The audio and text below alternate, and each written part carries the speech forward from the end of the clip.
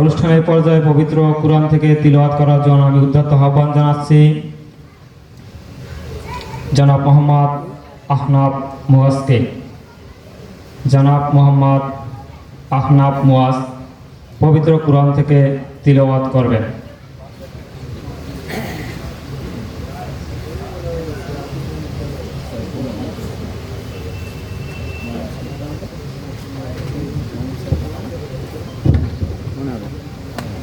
السلام عليكم ورحمة الله وبركاته.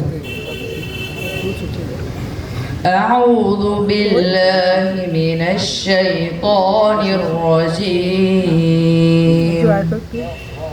بسم الله الرحمن الرحيم.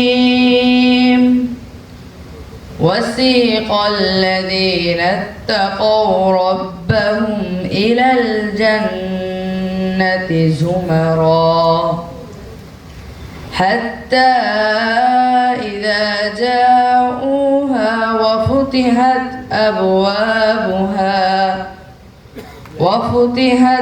أبوابها وقال لهم خزنتها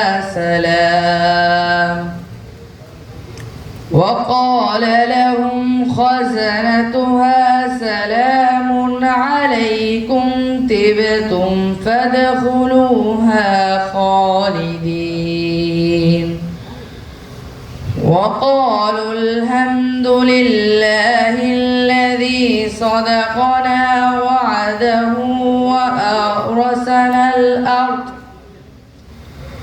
وأورثنا الأرض نتبوأ من الجنة حيث نشاء فنعم أجر العاملين. وترى الملائكة حافين من حول العرش يسبحون بحمد ربهم وقضي بينهم بالحق وقيل الحمد لله رب العالمين. صدق الله العظيم. আমি যে আয়াতগুলো তেলাওয়াত করছি তার ওই উক্ত আয়াতগুলোর সরল অর্থ বর্ণনা করছি। বিতাড়িত শয়তান হতে আল্লাহর কাছে পানাহ চাই। পরম করুণাময় অতি দয়ালু আল্লাহর কাছে প্রার্থনা করছি। আল্লাহর নামে শুরু করছি। যারা তাদের প্রতিপালককে ভয় করত তাদেরকে দলে দলে জান্নাতের দিকে নিয়ে যাওয়া হবে।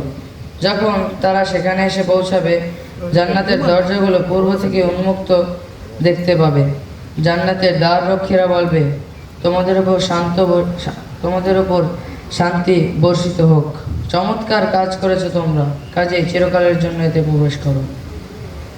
জান্নাতে প্রবেশ করে তারা বলবে, সমস্ত প্রশংসা আল্লাহর জন্য, যিনি তার ওয়াদাকে সত্যিকারভাবে পূর্ণ করেছেন আর আমাদেরকে জান্নাতের জমিনের অধিকারী বানিয়েছেন।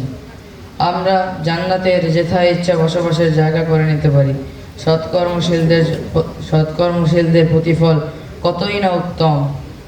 তুমি ফেরেশতাদেরকে আরশের চারপাশ ঘিরে তাদের প্রতিপালকের মহত্তা ঘোষণা ও প্রশংসা করতে দেখতে পাবে। মানুষের মাঝে ন্যায়নিষ্ঠার সঙ্গে বিচার ফয়সালা করা হবে আর ঘোষণা দেওয়া হবে যাবতীয় প্রশংসা বিশ্বজগতের প্রতিপালকের জন্য। আসসালামু আলাইকুম ওয়া রাহমাতুল্লাহি ওয়া বারাকাতুহু।